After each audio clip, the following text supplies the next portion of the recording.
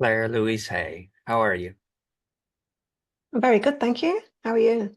I'm doing all right. It's glad to have you on and have you be here with us today. Get to Yeah, know you. great to be on. Yeah, thank you. Thank you. Let me give you a brief introduction here for the audience, and then we'll jump right into it. Okay. You are an intuitive healer and spiritual teacher who helps people reconnect with their inner guidance and live in alignment through energy healing, readings, and spiritual coaching. You're the founder of BeHealing.com, a platform that offers personal guidance sessions, courses, and daily inspiration to support emotional, spiritual, and personal growth.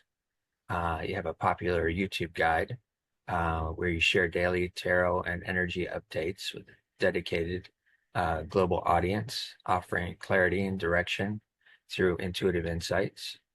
You have a empowerment focused approach where your teachings emphasize self-awareness, conscious choice making, and aligning with one's higher self to create a more fulfilling life.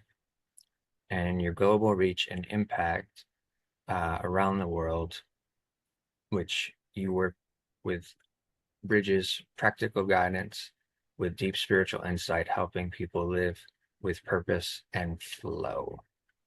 It's That's right. amazing, amazing the work that you do.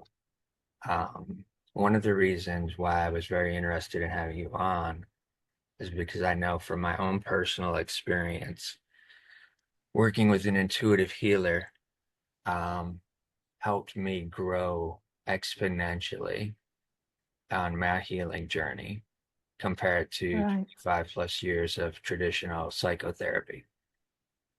So, Yeah, I found the same thing too, is that it's a fast track. It can be a fast track because you can hear the right information yeah, that really makes a huge difference instead of going through a long, laborious process of trying to get to that place yourself. yeah, definitely, definitely. I only have one scripted question, and that's always the first one. So we'll start off with that. And it is, where were you born and what was life like as a kid for Claire?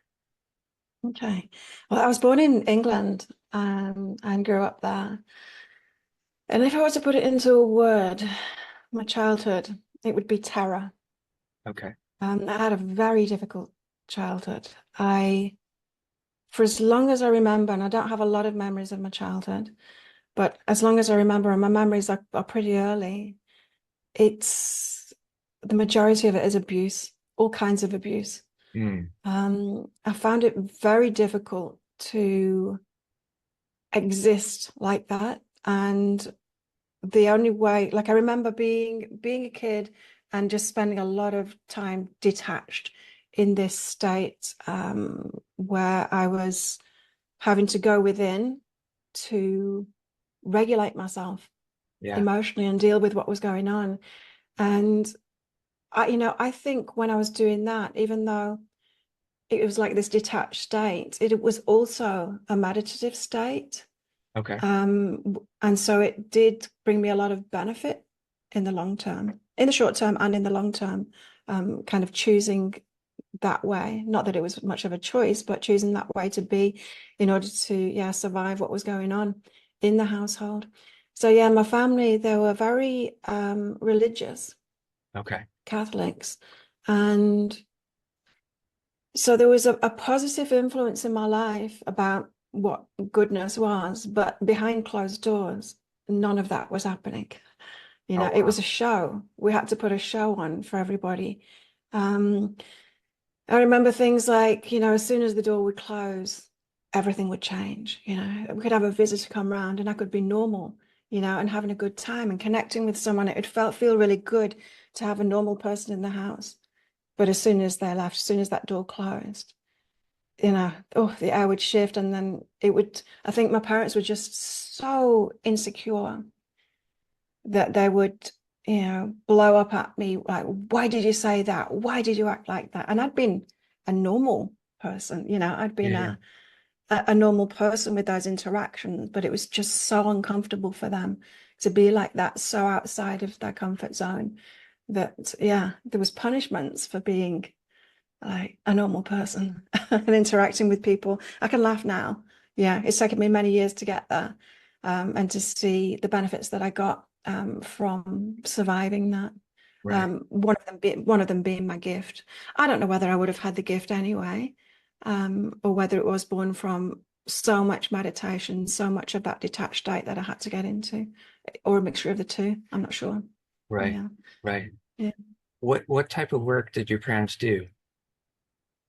My dad worked in IT. Okay. He was a manager in IT. My mum, when we were young, she wasn't working. A long story there. She'd had to give up school when I think she was about 13 to take care of her mum. Her mum was very sick. And so she'd always been very bitter about that, having to give up school and give up, her life. But when I was an early teenager, she went back. I'd had problems, health problems. When I was in hospital, she'd really got into radiography. She was so interested in what they were doing. And so she went back to school and she did her A levels, and then she did her radiography stuff, and then started working in a hospital. Mm. Okay. Mm. Did you have any siblings at all? Yeah, I've got an older brother, a year and a half older than me. Okay. Mm. And when you were experiencing some of that anger from your parents, was your brother protective of you at all in any way? No. No. Mm. No, he was very much the same as them. They really created a monster in him. We were just so opposites, me and him. The same stuff happening to us, but I was taking it and feeling it, and of the mindset of I would never do anything like that to anyone because I was feeling, what it was like, and Yeah. I've got empathy. Right. And yeah, not him. No, no. He did the same thing. He turned into the worst abuser of the three of them. Oh So wow. yeah, nowhere to turn. Okay. Mm. Was was school, elementary school for you, uh, an outlet for you to be able to maybe breathe somewhat away from being home? No, Okay. no, it wasn't. And as I said, I was Catholic, and so I went to these Catholic schools, and they were very strict. Um, I'm just trying to think, is there any teachers that were softer? I think there were in high school Okay. a little bit, but none that really reached out. Looking back, with if it was today Yeah, when I was going to school, it would have been picked up on what was happening to me because of my behavior. for sure. Um, Kept on going to the doctor with these things, burst eardrums because I'd be hit across the head. It would burst my eardrums. The doctor never asked, why, or if he did, well, he never asked me. He Right. might have asked my parents when I was out of the room, but like they were going to tell him. Yeah. There was so much going on that I think people today would have picked up on it, Okay. hopefully, anyway. But no, at school I found a lot of the same people, same kind of people, very unhappy. I had friends there, but I wouldn't call them close friends. There were girls that I would hang out with, but there was a lot of bitchiness Okay. between. Yeah.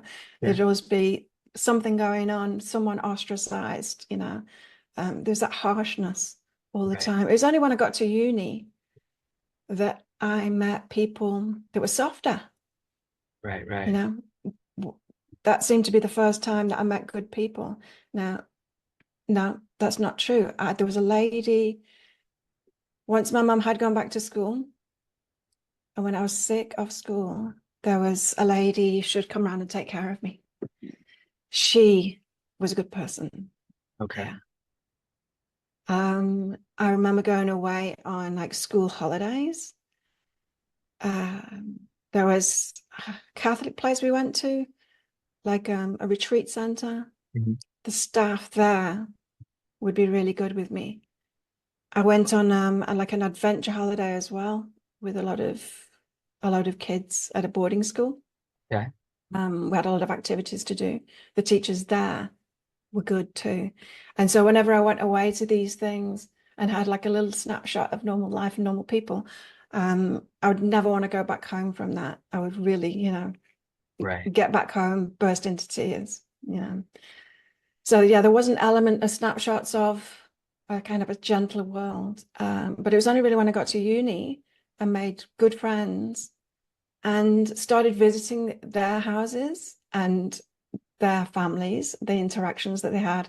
And it was like, wow, this is, so different. Likewise, my friends would come to visit my family, and what they would say was, they're very hard people. Wow. And almost everybody that has ever met anyone in my family that have been good friends of mine Yeah. have said the same thing to me. And I never want to see them again.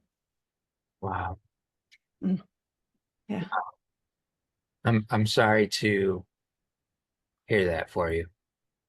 Um, yeah, it must have been very difficult. And I can only imagine the amount of anxiety that would arise up when it was time to go back home after those Mm, experiences of being away, mm, um, experiencing somebody softer, somebody who is a little bit kinder, those types of things. You mm. mentioned you were sick as a girl. What was it something that ended up putting you in the hospital, or was it how was it? Uh, Yeah, I had 3 kidneys they found out. And so, oh wow. yeah, as you say, I did have a lot of anxiety issues, but I had this problem where I couldn't stop wetting myself. I'd do it at school, anywhere really. And so it went on for so long that my parents took me to the doctors about it, and they we had all of that radiography done. Yeah, and it turns out I've got 3 kidneys and one of them wasn't working properly. So my bladder was always full. Mm, So I never had that. I never knew when I needed to pee. It right. just felt like that all the time. So that was the problem. So yeah, I did end up having an operation when I was 8, on that, which rectified it. Mm. So now I've got 3 working kidneys. Wow. Mm. So they didn't take it out. They just adjusted the way that it was functioning internally in terms of uh, Yeah, yeah. I think with the kidneys, they have can't remember, was it urethras? They come out, excuse me, they come out the top of the kidneys and then go to the bladder. Well, 2 of them, it was coming out the top, but the third one at the bottom, that tube was coming out of the bottom, which is why there gotcha. would be that flux going the wrong way. Yeah. Right. Okay. So yeah, now I've got 3 working kidneys, which is Wow. handy. That's very interesting. Very interesting. Was there any forms of creativity as a kid for you that allowed you to kind of maybe um, shift into a place of comfort? Because I know a lot of times kids will get caught up in drawing or creating worlds with painting or drawing or using crayons or different things like that that allow them to kind of have that as an escape. Was any of that part of your upbringing? No, not really, not with the creativity. I mean, I did enjoy drawing and painting, music as well. Okay, But I played the piano. In fact, I played everything. I could play everything by ear. So I was playing guitar and piano and violin, and um, but it didn't seem like it was an outlet for me because my parents put me like on the stage, and but I don't know whether they would have them where you are, but or whether they had them. I hope they're still not doing these things anymore. But they would have things like we would each play the same piece on the piano and like be competing with the other children. I don't know, it's just like competitive who played it more perfectly. It was horrible. It wasn't creative, and it wasn't, it wasn't a right, nice yeah, experience at all. So there was always competition involved in it all. And I remember always trying to be perfect, trying to please them. So to me, I had this very self-disciplined way about me to try and do everything right. And so just remembering back as a little girl, I would try and, yeah, I would try and be perfect, try and do everything right. Even my play, I would be playing being an adult. Oh, wow. Perhaps I, yeah, excuse me. Wow. Perhaps like being like a high functioning adult, which is pretty Yeah. much what I turned into as well. Um, yeah, apart from the communing with my angels is what I would have called it back then as a child. That seemed to be the only outlet for me, is that going within and talking with these beings that were really gentle with me and like really helping me along. Yeah. Do you still play music?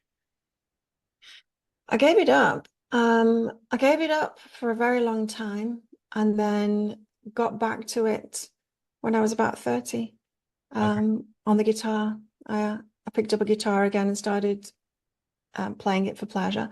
Although, when I say pleasure, I would only pick up the guitar when I was sad. It was like an outlet for me when I was sad.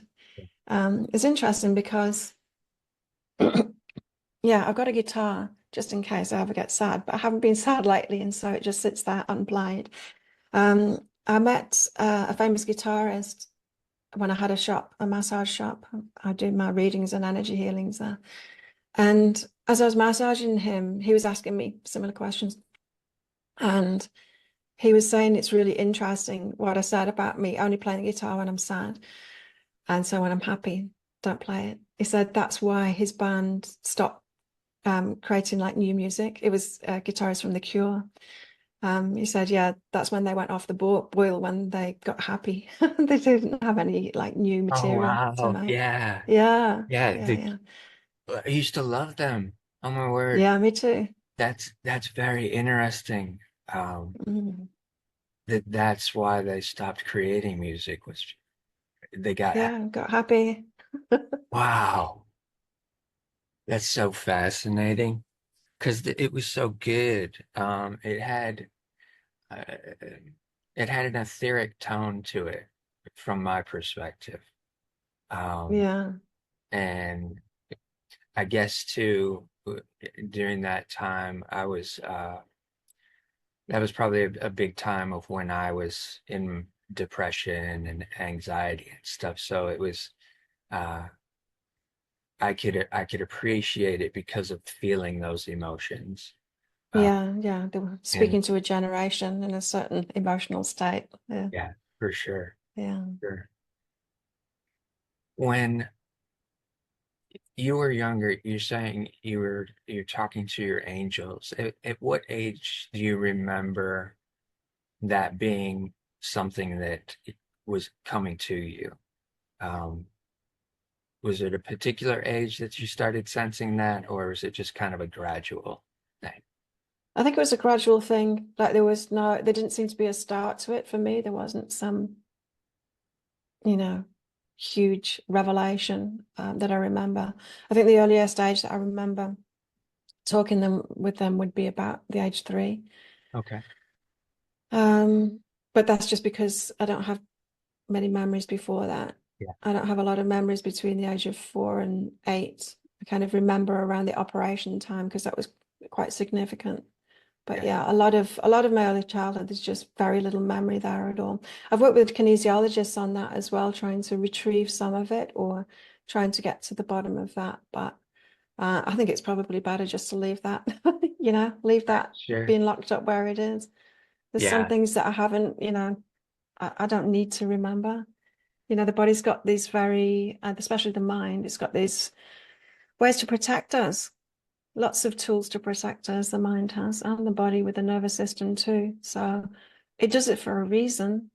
Yeah. When we lose memories and things like that, it's got good reason to do it. It doesn't do it for nothing. So, Yeah. mm, Absolutely. The body does keep the score. Um, mhm. and the mind does step in very often. to protect us when we're experiencing something that's very traumatic, and has a tendency to kind of lock those things off. Um, and Mm, they affect us throughout our years, um, sometimes in ways that we can't recall or understand how they're affecting us, but eventually, a lot of times we're able to get past those through different forms of therapy, different forms of healing, um, able to tap into those dark spaces. mm, mm, You said that you started experiencing some of the kinder side of people when you went off to university. Um, mm, what was maybe one of those first instances for you where you recognized that in somebody, and it kind of gave you some hope of being connected to somebody else? mm. Yeah, I noticed. Um, so when I went to university, I started out in like student accommodation. It was the university student accommodation. And so it was five of us in an apartment, in a complex of a lot of these apartments altogether. And I'd been matched with um, two girls that ended up being really close friends, and then the other two were not as close. Um, that's really interesting. I haven't thought about them for a long time. But me now, who I am now, knowing myself, if I was back in that situation, I actually would have been friends with the other two more. Oh, wow. Um, Okay. yeah. And so it was the friendships that I made, the closest friendships that I made, we were very much in addiction. We were drinking too much. Okay. Um, I was drinking too much. They would smoke pot too, but not me. It never really suited me. I try it sometimes, but it doesn't really suit me. But yeah, very much active addiction, and that's what kind of brought us together. But yeah, they had they were much safer people to be around for me. Um, I found myself opening up more. Not at first. I mean, I was there for 3 years. It took me a while to trust Sure. and to open up fully. I remember having a lot of very selfish ways looking back, very defensive, you Yeah. know, um, imagining that people were using my things when they weren't. Um, I was still, treating people like they were my family, everyone like that. Yet my friends were holding that space for me, Okay. being softer with me so that I could trust. Mm. Yeah, the biggest change that I noticed, so I kind of was gradually growing out of being so defensive like that. But it was when I went to actually visit their families, when we in the school holidays, I'd go along with them to visit their families. And noticing the difference there, like one of my friends she had a very creative family, and so the parents would be doing all different kind of things. They would be doing different things, and everyone's supporting each other and interested in what they were doing. And it was just kind of so easy and flowing, and not strict and everyone down on themselves like I'd experienced. And that really, just being a witness to that and seeing it around me, it's like, oh, this way of being easy with each other Right. was new to me, like really new to me. So it wasn't so much the interaction of when I was at uni, or that did help of us together. It was more how they interacted with the family that was the biggest Okay. change for Yeah, me. sure. Mhm. Sure. Mhm. Did you did you study anything specific at university, or was it just all generalized studies? No, I studied engineering, metallurgy and materials engineering. Mm. Interesting. Yeah. So when I was at school, I always wanted to do like woodwork, metalwork, all those things. We couldn't do it back then. Back then we were told like girls, we had to compete with the guys, we had to we had to go out there and get jobs too, but we weren't allowed to do the same subjects. So there was like boys subjects and girls subjects. We had to do cooking and stuff. So that seemed very unfair to me. So I always had this chip on my shoulder of wanting to do the boys' stuff, so when I went to college, I did craft design and technology. I just did all of those subjects, the sciences. And yeah, so I wanted to go into engineering. So I was just really interested in that stuff that I'd been excluded from Okay. previously. It And wasn't so much like a drive to do, it wasn't a great passion for those subjects. It was like more like, don't tell me not to do these things. I yeah, want to do these things. Yeah. yeah, just out of spite, you wanna do Mm. what you're told you can't do. Yeah. Yeah, Yeah.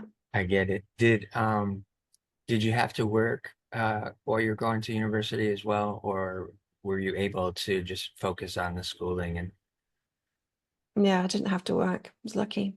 okay. Mm. Once you finished that, um, and you say too that the alcohol was something that was becoming more of a thing that was a coping mechanism to get you through. Did that continue on after university as well? Yes. So the alcohol started when I was about 12. Okay. Um, Oh and I wow. was encouraged by my parents to drink. They were drinkers, Really? not alcoholics. They were alcoholics. Yeah, they encouraged me to drink. So um, I remember especially going to church on Sunday mornings. I'd often have to leave the church to vomit. And that would be because I'd been drinking wine the evening before with them. Um, so yeah, from about the age of 12, they would give me wine, kind of watered down, half and half. But of course, with them drinking too much themselves and not really noticing, I guess, how much I'd be having Yeah. of that. I also remember liking the feeling of it, it reduced my anxiety. Yeah. It did seem like it was a better time, a more relaxed time, both with them and for me too. Um, and so yeah, I carried on using it because it did benefit me. It was, self-medication. Sure. For a long time, in fact. I'm 54 now. I quit when I was 47 because I realized that it was working against me then. But it was very much a medication that worked for me, that allowed me to be functional, for the anxiety to go to such a level that I could open up with people and be more relaxed. Right. But I was very emotionally dependent on alcohol. Luckily, I never got chemically dependent on it. And Okay. so it's been easy for me throughout the years to have like a few months off drinking. But to be in a social situation and not drink, that was very difficult for me. Yeah. So yeah, yeah. I get it. So yeah, I was very much binge drinking too, drinking a lot. Like my tolerance for alcohol still is way high because of all of the years of Okay. drinking. The the thing that's coming to me too, and I wonder if this may play into that with the fact that you have three kidneys, um, as to whether or not possibly just your body makeup is uh, processes it a little bit better so that um, it allowed you not to be addicted to it in a sense. Perhaps, but it did still make me very sick too. Like I get really True. bad hangovers. You think that would be enough to put me off, but it hasn't been because the effects of it, Yeah. the anxiety reducing effects of it were good enough for me to put up with that. No, yeah, perhaps, but I am like 7/8 Irish. So I know that the Irish are big drinkers and do tend to have a big tolerance. The bodies have a tolerance of alcohol. I did get my liver checked at one point. I think yeah, it was once I'd moved to Australia. I'm getting ahead of ourselves here, but and I was drinking a lot then. Like even for me, I was drinking a lot. And went back to the UK just to visit and went to the doctor at the time and like told him how much I was drinking. And so he checked my liver and it all came back fine. And he said, that doesn't mean you can carry on like that. Right. but I thought, yes, it does. It means I can carry on like this. Um, so yeah, I'm lucky. I'm lucky that, to still have my health with all of that. Very much so. Very much so. At Mm. what point,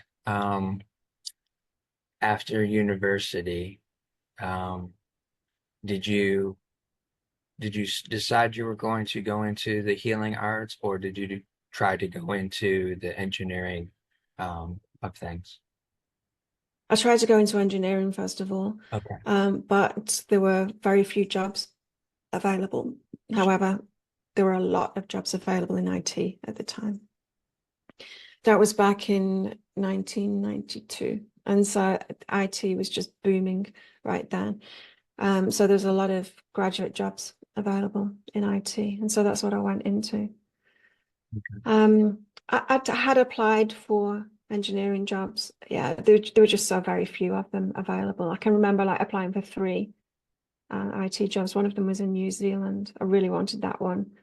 But yeah, so few and far between opportunities for engineering then. So yeah, I went into a corporate job in IT and worked there for 8 years until a point where I I just couldn't do it anymore.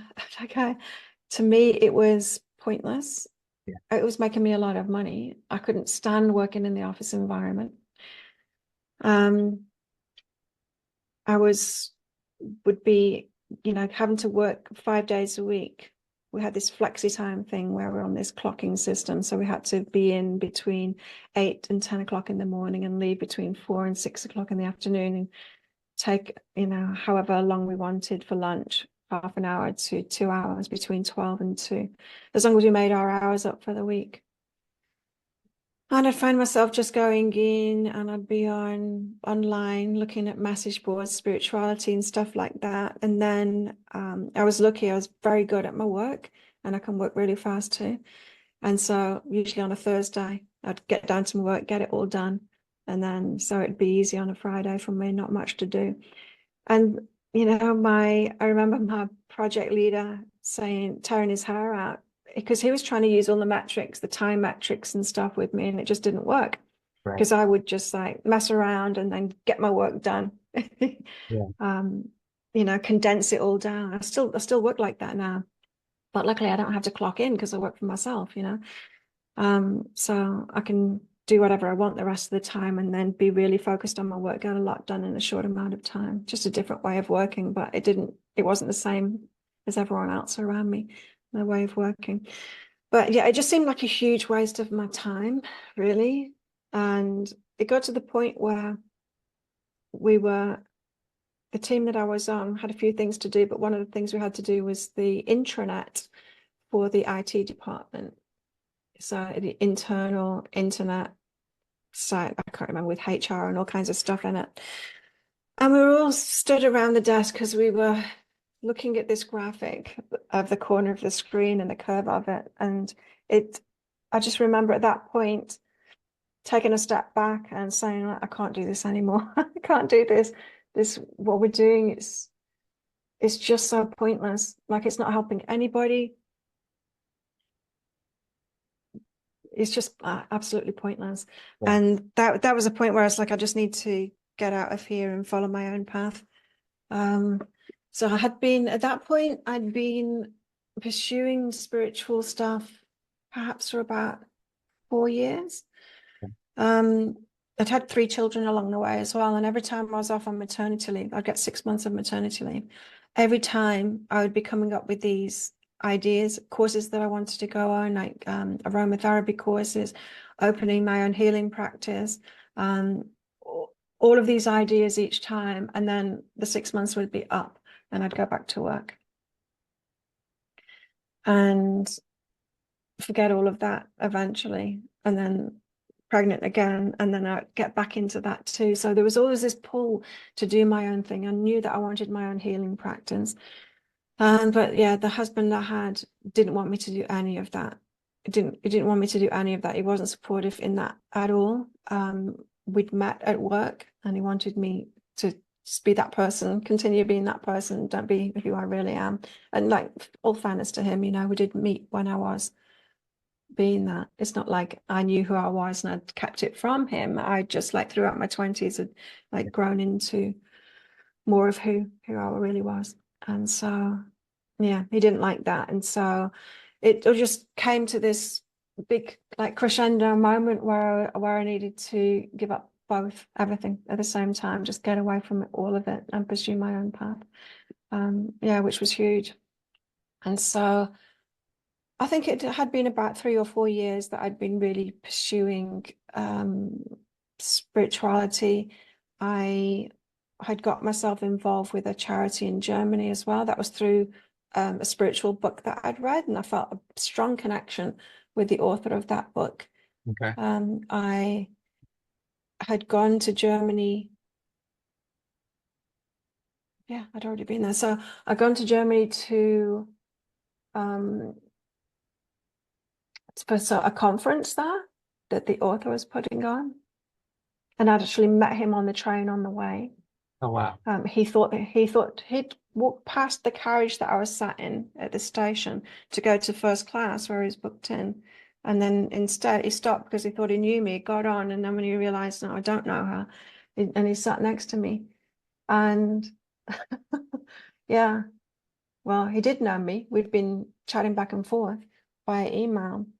But yeah, it seems like we've got a past life past a lot of times, I think, with a lot of the people there too. So I have to find I got a very strong connection.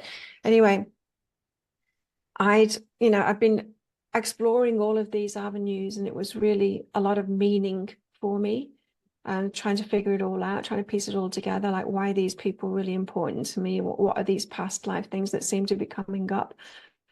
What is it I'm supposed to be doing? Because I had, these snippets of having a private practice, of a healing practice, and just wanting to follow all of that. And so when I was giving up work, I, of course, didn't want to go to another job. And so everyone was asking me, what are you going to do next? Because they're thinking, you go from one job to another. And I said, I don't know. I wasn't prepared to speak to people about it too, because, it's woo and people think it's crazy. So I was keeping all of that to myself, just wanting to, follow my path. I just want Right. to live, Yeah, yeah. be myself and follow that path that was clearly being shown before me. And the day before my final day at work, the charity sent an email out to everyone that was involved with them, saying they needed some help in Uganda. Is anyone available next week to go and help out there? And so, of course, replied, yes, I am. And so straight away, I had something to do as soon as I'd finished work, because I was having to, first of all, get all the jabs that I needed to go there. I think it was yellow fever and stuff that I needed to get before I went there. And then, yeah, I was off next week, starting my journey and doing that. In the meantime, I had applied for residency in Australia too. I wanted to move to Australia. I wanted to move to Australia because when I knew that I was giving up work and my marriage had broken up too, I wanted to go and visit my best friend from school. She was living out in Australia at the time. And yeah, I was going through a lot of turmoil. And so she said to me, I was looking for like a holiday to go on to get away from it all, like maybe a walking holiday in Spain, or, a cooking holiday in Italy, these singles kind of holidays. And chatting with her, and she said, why don't you just come out to Australia, come and visit? Right. I said, yeah, that's a really good idea. And so I went just for 2 weeks and spent some time with her, spent some time with her husband too. He was going off on business, so I went with him, showed me around a few places, and then I had a few days by myself too, visiting various places. She sorted out my itinerary for me. Sometimes I'd be staying with friends of hers along the way too. And I absolutely loved it. There was only 2 days that I was by myself and not staying with friends of hers when I went there. And that was in Byron Bay. And as soon as I got there, I met a load of locals, and who are still my friends today. Right. And yeah, so when I came back from Australia back to England, I was still working at the time, and I said, I'm going to move to Australia. Everyone said you can't go for 2 weeks and only spend 2 days in each place. I Yeah. moved to Australia. I said, okay, I'll go back. So I went back and spent, I think it was about 6 weeks there. Took some extended leave, went there for longer, spent most of it in Byron Bay and a little bit like going sailing and doing some scuba diving and all kinds of things. But yeah, came back from that saying, yes, I definitely want to go live there. And so I had a lot of these things happening at the same time, leaving work, Right. How, applying for residency in yeah, Australia and following my path and going to Africa, all kinds of things. right. You mentioned that you had three children as well. How Mm, how is how is that decision to go somewhere else mm, with the three children? What was that like and for you internally? Um, yeah. Well, so it started out with me still being at work in my corporate job, and um, I owned the house that we were living in, like the family house that we were living in, because he'd had a house before that he couldn't sell. okay. And so I owned that house, but still I needed to move out and give myself space. So I got myself an apartment. So we'd already gone on this system of having like 2 days, and then 3 days with the children, which meant that we had every other weekend with them. And that system was working really well while we were close nearby each other, still working at the same place. But as soon as I was going off to Africa, it was only for a short time, like just 2 months at first. Um, I so then I'd say to him, okay, you have them for 2 months, and then when I get back, I'll have them for 2 months, or we'll go back into the usual arrangement. And so me going and doing that work in Africa for a while, kind of eased us into having like longer times Yeah. without them. And I went to Africa for the second time. Like I wouldn't have taken my children there the first time without knowing what it was like, because I was going to help out at an orphanage, which had um, a medical center there and a guest house there too. When I went back the second time, it was to take computers there and teach the staff, admin staff for the guest house and for the medical center. Um, then I knew like it was safe enough. I was happy enough for my kids to go there, and so I invited all of them there. It was only my eldest son that wanted to go with me, so I took him the second time to do all of that. And so yeah, along the way they'd just kind of been integrated into it. Now, when it came to Australia, when I applied for my residency, I couldn't get it straight away because I needed to be divorced in order to get it. And in the UK at the time, I don't know what it's like now, but you needed to be separated for 2 years before you could get that. And so it took until I got the divorce to be able to get that residency through. So I was just kind of keeping myself occupied while I was doing this. In fact, when I came back the second time from Africa, the residency was waiting for me then. So yeah, once that chapter of doing this charity work had ended, then it was time to go to Australia. And so that's when I sold everything. In fact, it was a really interesting story because I'd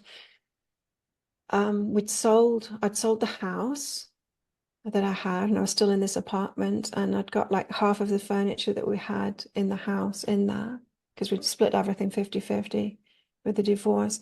And this apartment, I needed to sell everything in it, right? I was just moving to Australia with 2 suitcases and my guitar. And there was I put adverts for all of my stuff in the newspaper, and people would come and get a few things, but I still had like a lot of this furniture and everything left. And I can't remember the timing of it now. It always seems last minute for me that things sort themselves out. But I got a phone call from the real estate saying that the person that was moving in was short of a few things, or was asking whether I would leave the washing machine and things like that. Yeah. And I said, yeah, and I listed out the things that I'd still got. And so she called me back saying, yeah, he'll take all of those. And Right. so that was just so easy. I could just walk out of the place then, and he'd bought everything that was remaining in there. So that was perfect. That made it so much easier. Um, yeah, and then I made my way to Australia. Okay. And with the residency that you had there, what specifically was that going to be for in terms of the work moving forward? Right. So I got a skilled independent visa, which would give me residency for 2 years and then citizenship afterwards. Skilled independent means that you prove beforehand that you can take care of yourself. And so mine was based on my 8 years work in IT, Got you. with having a degree and being at degree level in IT. And yeah, so it didn't mean that I had to. So there's other kind of visas. You can get like sponsored visas where the first 2 years you're being sponsored by a person that will say that they'll look after you, like a family member or something, that they'll look after you. Or you're going into a job the first 2 years, they promise that you've got that job there, you know. Yeah. And then you can get to citizenship after that. But no, the one that I got was skilled independent. So I proved that I could take care of myself, which means that I was free to do whatever I wanted to do when I got there. So I was thinking, there was two options. The option that I really wanted, I was moving to Byron Bay and starting my own business, healing business. And the second option was to go into IT, go to Brisbane nearby and work in IT. And I thought, well, if I'm changing like the hemisphere that I'm living in, the continent that I'm living on, I might as well change everything at the same time instead of like, doing a half job. And so yeah, I went straight to Byron Bay and started this business, Be Healing. It wasn't called Be Healing at the time. It was called Byron Bay Neurotherapy, but it soon changed into Be Healing as I stopped solely doing neurotherapy and started adding in massage and energy healing and readings to it. Okay. Mm. And the neurotherapy, can you explain Mm. a little bit about what that entails for the audience? Mm. Well, this is something that I came across with the German charity. So the German charity was all about orphanages, but orphan villages, which is why they'd set one up in Uganda too. So that's what it was, an orphan village. So there would be in Germany, there's house parents. So it was like a little village, like a resort kind of thing, where there would be these family houses. You'd have parents, house parents, and then maybe they'd have 5 or 6 children in there. And the children would grow up and would leave, to go off and to uni or do whatever it is that they're doing, but they've still got their house there, and they'd come back to it. And so that was the kind of model that they were working on. But they wanted to take all the children that were falling through the system everywhere else. So ones with disabilities, learning difficulties, that kind of thing. And so as a result of that, they had a lot of therapies available. They were getting into all of these healing therapies and everything to support these children that were in there. And so with my work with them, I'd been introduced to neurotherapy, which is EEG biofeedback. It was something that they were using for kids with learning difficulties, epilepsy, ADHD, a lot of the difficult kids, that were finding it hard to be with foster parents anywhere else would end up there, and it was helping out with them.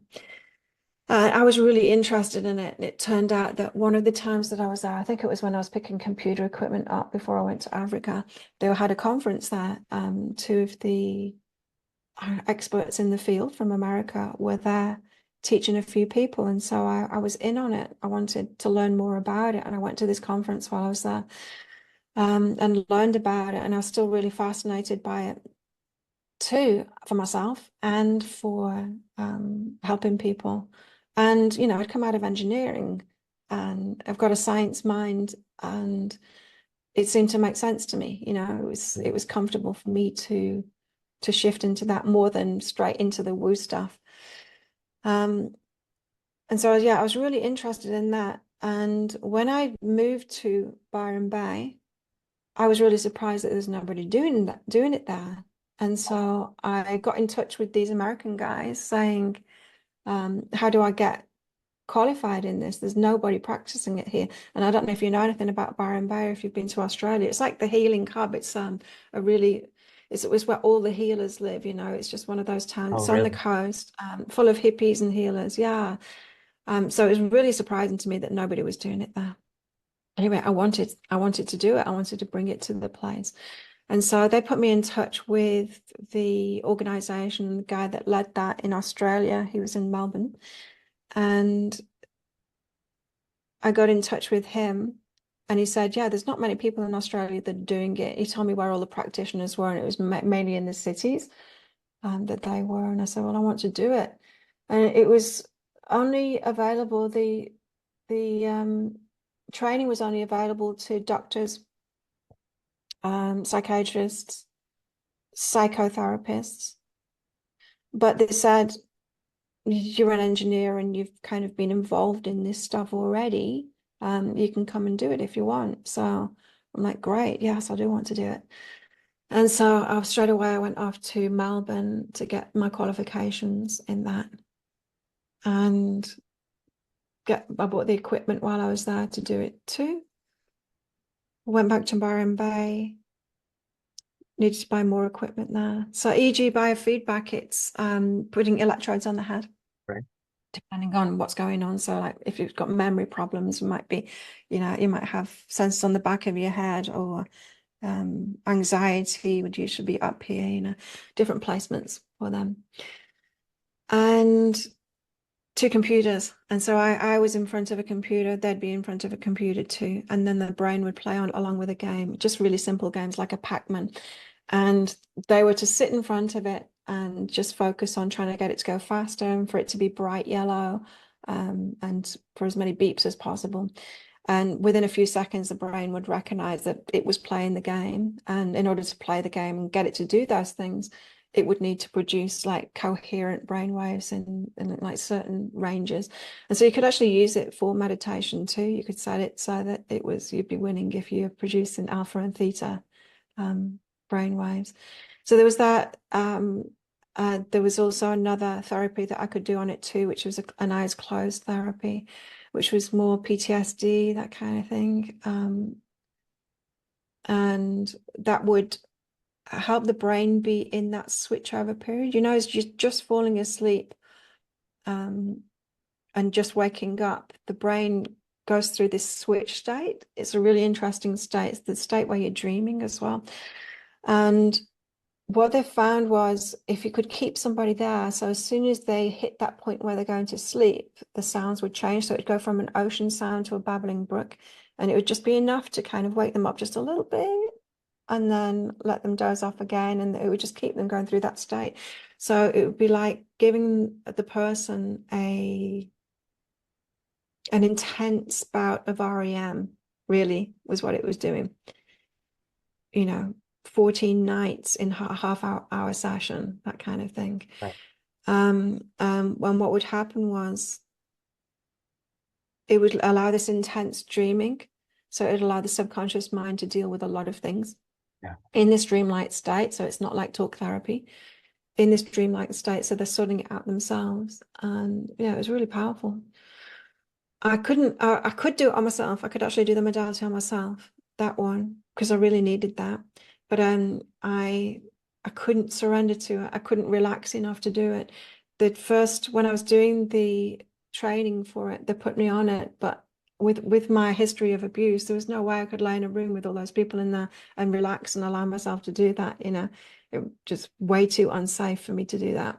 Yeah. So my anxiety never got to the point to allow me to really get the benefits out of that therapy on myself. But what I did find out too is that my brain is quite different than other people's. The trainers on there, when they put me on the EEG, first of all, they were like, wow. First of all, the first question they asked me, they said, do you drink alcohol? And I said, yeah. And they said, well, you don't need to. So my brain, when my eyes are open, my brain is in a meditative state. I'm in alpha all the time. Oh, wow. It's just very unusual, yeah. Wow. Even though I was anxious, so I should have been in beta. No, I'm in alpha all the time. So what that is because of all the meditation I did, I don't know. Right. Yeah, Right. don't know. But it makes sense with the gift that I've got because I don't need to meditate before I do it. I can just access it straight away. Yeah. So yeah, I was just so interested in all of that stuff. So yeah, I took all the equipment back to Byron Bay, set up Byron Bay neurotherapy, and started practicing from home. I'd rent out treatment rooms as well in different places as a kind of advertising thing, but also have a place to work in, get amongst other healers, doing different things, different modalities. And when I was doing that, in those healing centers, whenever we were quiet, we'd sit around chatting, and sometimes we'd do readings for each other. There'd be a lot of like energy healers and Okay. tarot readers. And yeah, I pick up the cards and I do readings for people. And they were like, wow, why aren't you doing this? And I found when I was doing the neurotherapy with my customers, I would be getting information through for them and I'd tell them. And I found that that was helping them more. Like, don't get me wrong, it is it's a great modality, neurotherapy itself, it is. But for me personally, I was playing around with it with my conscious states too. So I'd be sat next to my customer, and if I started meditating, I could get my brain into a theta quite quickly. Maybe within 10 seconds, I could get my brain into theta, and I'd be looking at the screen and seeing their brain waves change at the same time. So I was experiencing this resonance between, it's like I affect them, what I'm doing affects them. So yeah, I was kind of playing around with it at the time and seeing that there was this, I had a huge effect on people. Yeah. What my mental state was, what my EEG was like was affecting theirs too. I also noticed there was one lady, she came in and this is something that you need to do many times. It's not just like a one-off therapy. People would get like 20 sessions. It's like Yeah. you needed a lot of, like any kind of training, like muscle training, you need a lot of it until your brain just kind of gets used to it and makes it a habit. And so she'd been in many times before. This one time, she sat down, she's appearing calm, but her EEG was just off the charts, like she was panicking. It looked like someone that was panicking. And I'd turn around and look at her, and she's just sat there calm as. And I'm like, what is going on here? And then she said, can you put something up there? The glare is bothering me. And I said, yeah, no problem. Now, here's the interesting thing. Did her EEG change when I put a sarong up to hide the glare? No, her EEG changed when she said it to me. When she said, "Can you put the glare is bothering me? Can you put?" Then her EEG went back to normal. So Wow. it wasn't the thing that was bothering her that stopped her from being in this almost panic stress state. It was expressing it to me Oh, that wow. put her into a calm state. Right. So Right. there was all kinds of things that I was finding out by watching people being in this. The other thing is when someone takes a drink too, your brain waves go really good, really coherent when you're drinking, when you take a drink. Interesting. Very Mm. interesting. I think it's something to do with being a baby Okay. and drinking your milk. I think that's what it is. But yeah, um, the coherence when you're drinking is really interesting. So yeah, I was fascinated by it all, but I did notice that people were getting the most benefit from my sessions it just seemed more powerful with the messages that I had for people. Right. I was treating a lot of children as well with ADHD. A lot of the time, parents would bring them in, and I found that quite distressing because a lot of the time the problem was with the parent, not with the child. And so my heart would go out to the child because I could see how hard the parent was being on the child, and the parent was being the problem. And then what can I do? They've brought the child in for treatment. So Right. to then turn it on them, it was very difficult, a very difficult situation. But yeah, after a while, I was doing the neurotherapy and psychic readings and energy healings and massage. I did the massaging first, in fact, and then yeah, energy healings and psychic readings. and switched to my own shop. I didn't open my own shop. I joined another practitioner who had his own shop, and he would share with one other practitioner. So he wanted to do 4 days a week and wanted someone for 3 days a week. That suited me better because I'd like built up my clientele for all of the modalities, and so I would do Friday, Saturday, Sunday, and he would do the other days. And it got to the point where I was getting busier and busier with my readings more than anything else. With me being on the weekends, people would drive from other places Yeah. to come out for the day. It's a beautiful place, Byron Bay, anyway, to spend the day, but they would want a reading from me at the same time, but I'd be fully booked. So I started doing them online via email and by phone call. I was like giving my bank details out for them to pay me, and then decided to just put it on my website. I already had like my behealing.com. I'd already set that up, but it was more like trying to help people heal themselves. It's more like a charity, just my interest kind of thing, putting it out there rather than a business thing. And I put some buttons on there for PayPal payments for my readings, and then put it out on social media. Oh, now I offer it through this way. Really, it was just a payment method for the people that have been trying to book in with me at my shop and Yeah. couldn't get booked in. But as soon as I put it out on social media that I was available, then of course, boom, it blew up. And then I didn't want to be in. Then I didn't even want to be in the shop anymore because I was doing energy healings for people online and readings. Was when I realized I don't need to have a shop anymore. I can just work from home and do everything from home. Right. So Right. that was the progression. And so I think it was 2011 was when I was working completely from home. It suited me so much to be out of the shop as well, so that I could go with my whole own energy state, look after myself better, not be restricted to certain days, do the readings and the stuff when I felt like it, when I had the energy for it, and also that I had the time and the space then to become more creative and start building programs for people. So I'd find like I'd get like a lot of people, say 20 or 30 readings through, all saying very similar kind of things. And then I would put that into a program, like realizing, oh, people need help with this. And so I'd create like an online program out of that to help even more people. And so, yeah, and I was writing books as well. So, yeah, that was a very creative time of my life. Still is. Still working in a very similar way now. Mm. With doing that and being around that community of healers and people who are doing all these different modalities, did you Mm. find that a lot of them potentially had backgrounds that were very difficult growing up as well? Yes. Okay. In a word, yes. I noticed that about Byron Bay itself too.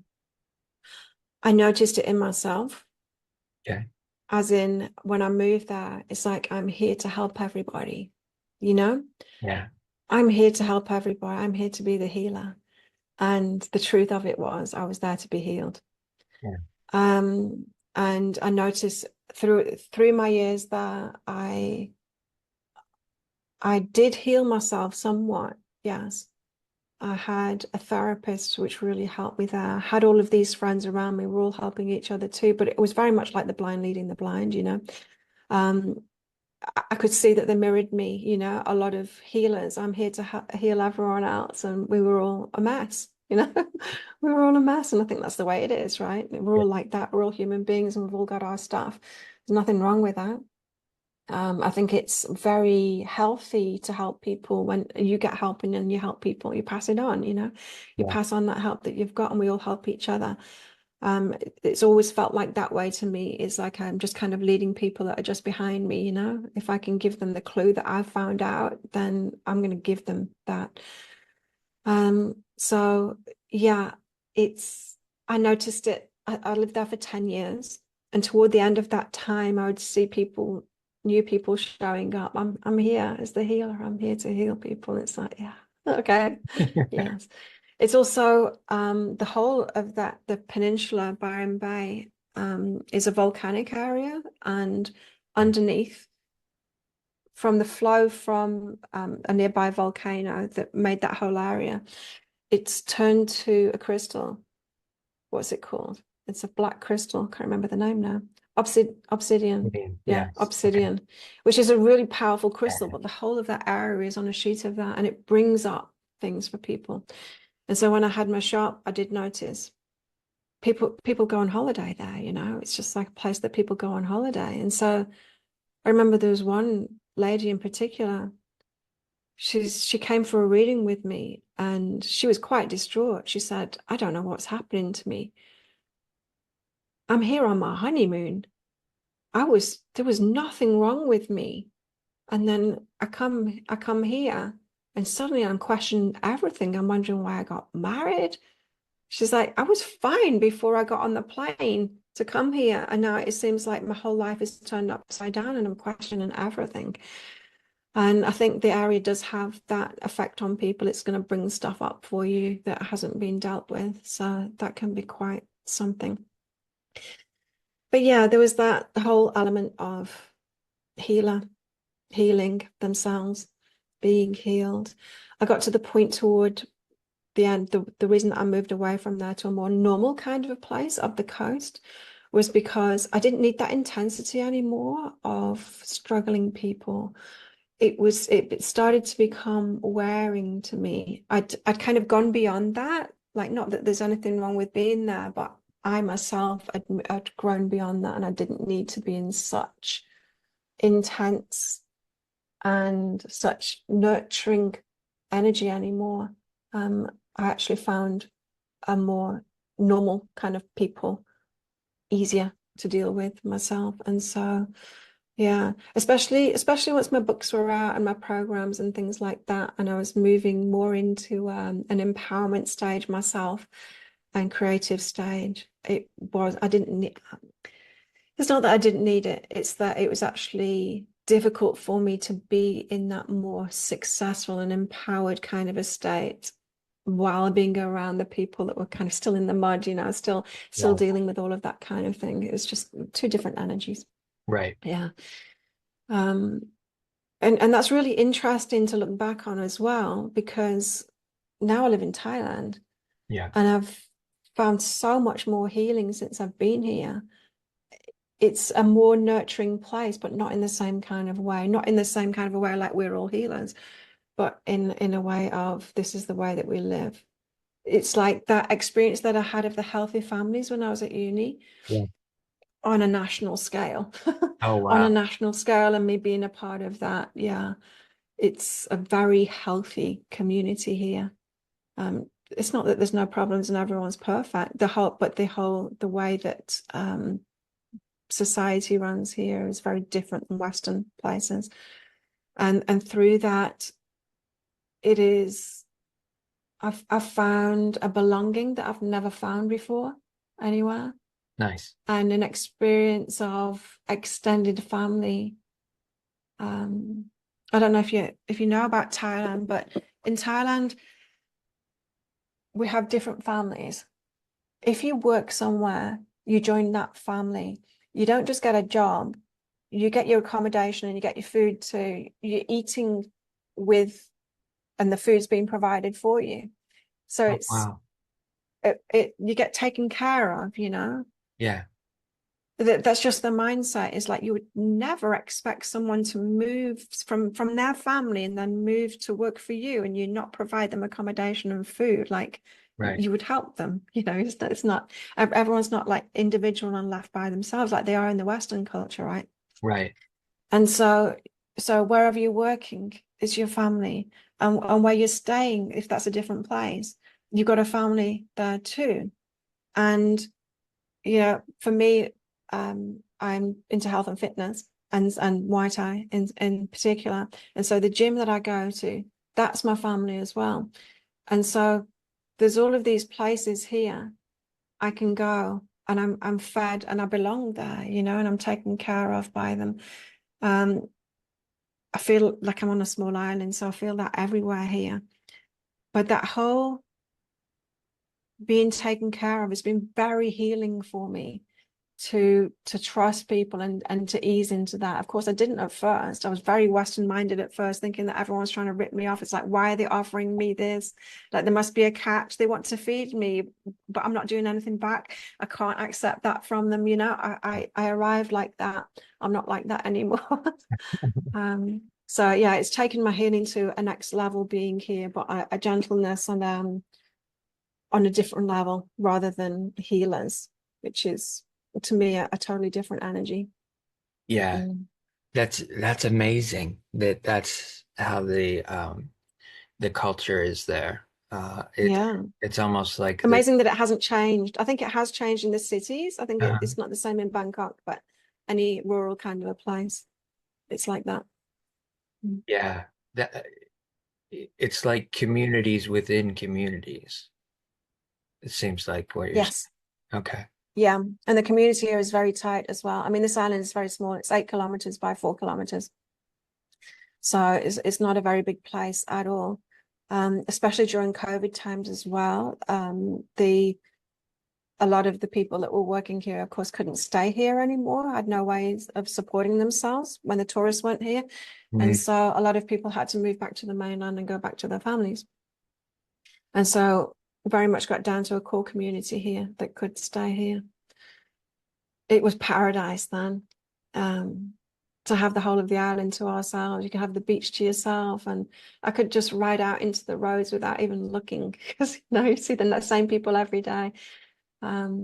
Completely different now. So it's so busy now with traffic and everything. But yeah, that core community here it's something else. It really is. It's very, very different than the Western world. And it seems I've been here for 8 years now. It seems like I needed to experience that to not just to heal myself, because I feel like I've gone beyond now. I yeah, feel like I've gone beyond healing myself to the point where I'm building something that's a life that's much better than could have been experienced both in England and in Australia right, too. right. Mm. That's amazing. Uh, I, it, um, it makes me happy for you. Mm. Because I could sense when we started the conversation, that amount of pain that was there Mm. that you had experienced. Um, and the way you're talking about life now and where you're at now, it's definitely much lighter. Um, Mm. so I'm very happy for you for that. Um, Yeah, yeah. for for someone who might not understand fully um, what a reading is or what it's like to get information. Hmm. Can you explain just a little bit about how that might be of benefit to them? Sure. Well, readings, it's about the current energy. I think a lot of people think of psychic readings as predictions, but it's not. If it's a prediction, it's based on current trajectory, If if you see a kid at school being a bully, you can kind of predict from his current energy what he's heading for, right? And in the same way, a reading will tap into your current energy. And if there's a predictive aspect of it, it's about where you're headed right now. Now, so the very fact that you get a reading changes that, because once you become aware of something in a reading, you're going to change the way that you're headed, probably, hopefully, anyway, because you've got more information about it. And so I made a deal with my guys. I had a lot of different abilities like clairvoyance, clairsentience. So I was seeing things, I was hearing things, I was sensing things and feeling things. And some of it, like the clairvoyance, I didn't want anymore. I don't want to see dead people. Like, I've got PTSD. I don't, and anxiety problems. I don't need that stuff. I Yeah. don't need to be freaking out. And so I got clear with my guys, okay, I'll do this stuff to help people, but here's my boundaries. I don't want to see that stuff. I don't want it to be on all the time. I just want it to be on when I'm working and then off. And so I made all of these deals, and one of those deals was I want to use this to help people to heal themselves, and so my readings are very much focused because of that, because I'm working with my guides all the time, it's not like I'm trying to figure out what the information is or even trying to tune into it. I just go like, okay, give me the information, and then I give it to the person. It's that easy for me. So with that in mind, yeah, I am focused on what's in your energy, things that perhaps you're not noticed. Just as if I was looking back at my 18-year-old self or 3-year-old self, there's things that I wasn't aware of that from my perspective now, I'm aware of them. And in that same kind of way, I can do that with other people too. Something you might not be aware of that's in your energy, I can tell you about that, perhaps tell you about the trajectory you're on, but more often than not, tell you a switch of focus or a an understanding of why you've got that particular energy, where it came from, whether it's even yours in the first place, whether you Right, just right. picked it up from somebody else. Yeah, Often it can be things like a hurt from, say, from parents yeah, or from anyone really. Hurt, so you're holding an energy because you're hurt by somebody. And to make sense of it in our own minds, we make that person wrong and bad. Whereas people always have a reason, no matter what it is that they're doing, they've always got a reason for doing that. It makes sense to them. It's kind of right for them, yeah, or they feel justified in it. Even if they know it's not right, they feel justified in it. right. And so sometimes the readings will be about that. It'll be about somebody else. It'll be about who the person that did that to you and where they were coming from. And especially when it's a parent, especially when it's someone in the family, it can be to try and protect you from something, but we get things so very wrong when we're parents. We really try and do it differently, and then we find out later, oh, I did it pretty much the same, and I had no idea that that's what I was doing. I thought I was doing the opposite. So a lot of stuff I found over the years when people are hurting from other people, once they know where that came from and that it was actually an act of love in a very misguided way, Yeah, it can they can just release it like that. Can just release it like that. You don't have to do anything huge to heal yourself. It's just gone once you've got that information. right.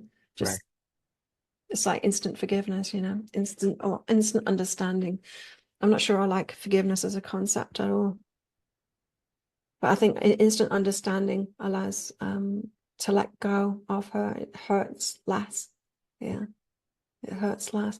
And yeah, for me, I've been through a process like that myself. I understand it because I've been through a process like that I know that my parents had it worse than me. It's like there's no way they could be like that unless they were internally terrorized themselves. And I think they still are. Right. And I think one of my parents has kind of recovered somewhat, but one of them for sure, it's still terrorizing themselves. Um, and that's got to be so hard. Right. And there's just no way. There's just no way that anyone like that could bring children up healthily. Yeah. And I see myself, I had my children in my 20s. I was nowhere near healed then. And so of course I'm going to be passing things on to the kids too, as well as I tried to do it myself. Right. Didn't manage to shelter them from it. I think it's one of the biggest travesties of nature really is that we can only have children when we're young and before an age that we've healed ourselves and really know ourselves. Right. It would be so much better if we could have babies between the age of 50 and 70. Yeah. It'd be so much better. That, that's a very, So fewer problems in the world if we could yeah, have children at that age. that's a very interesting take on that, but it makes so much sense. Makes so much sense. Mm. Or we need to stop having the parents being the ones that bring kids up. Yeah, I could. You know, something in Thailand that's interesting along these lines. A lot of my friends, my female friends here, Thai friends, are between the ages of, say, 35, 45, and they've got young children. Now, almost all of them, not all of them, but almost all of them also have grown-up kids too. Okay. And I remember like a few years ago when I'd find out each one has got a grown-up kid, it's like, oh, really? Because they weren't parenting that grown-up kid. Their parents were. Oh, wow. In Thailand, there is no way that they'd let a very young adult single parent, not even a couple, parent a kid like that. No, it's the grandparents that bring that kid up. Interesting. Yeah. So in that same kind of a care way, it's like you wouldn't expect to, live not be taken care of, have somewhere to live and be fed if you're working. Nor are you expected to bring up a child either. Right. Um, so even like I've got a friend. Yeah, I'm just thinking now he's living in Australia now, but Thai, and he is divorced, and so his family, like the extended family, are looking after his first marriage children. He still has a lot. There's a lot of interaction there, but it's very much, it's the village, it's the family that take care of them, and so yeah, I think the Western way of the parents taking care of the children might be the problem rather than the age that we can have them.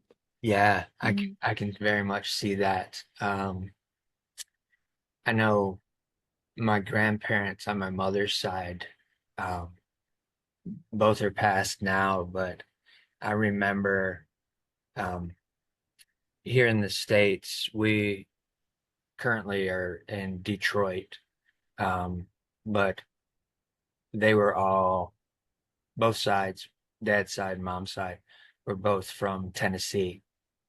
So there's a whole different cultural mentality in the South compared to the North. Okay. And I remember when I would go down there for vacation or holiday or any of that type of stuff. Um, I was always really kind of uh,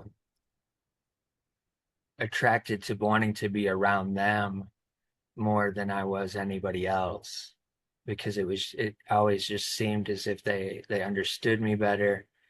They were more compassionate, more loving, Mm. those types of things. And I was really drawn to being around them when we were down there. And even when we would just go somewhere else to visit, it was like I missed them immediately. Yeah.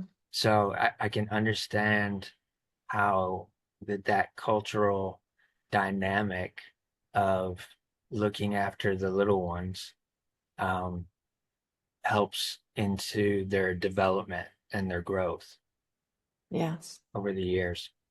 Yeah. That's amazing. And here on the island as well, because it's such a small place and such a tight-knit community too. We have like island animals. There's the dogs of the island, which pretty much roam free and everyone knows who they are. It's same with the children. The children have more freedom here. I'm really jealous of them growing up here because they have a lot of freedom and they have a lot of people looking out for them too. And I had an interaction a couple of weeks ago with somebody because I'm helping out with the Muay Thai gym here, a Muay Thai gym here, and we have fight nights. We had one 2 nights ago, in fact.